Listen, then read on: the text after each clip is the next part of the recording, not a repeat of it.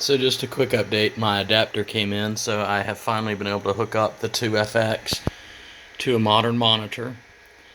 I'm using the Floppy emulator, which is currently being used to load System 7.5 onto this computer.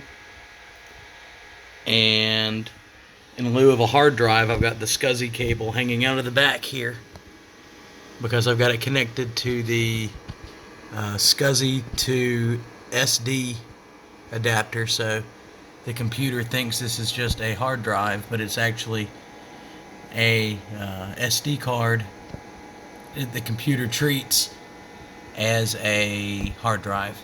And I'll install it nicely inside the computer and everything when I'm done, of course.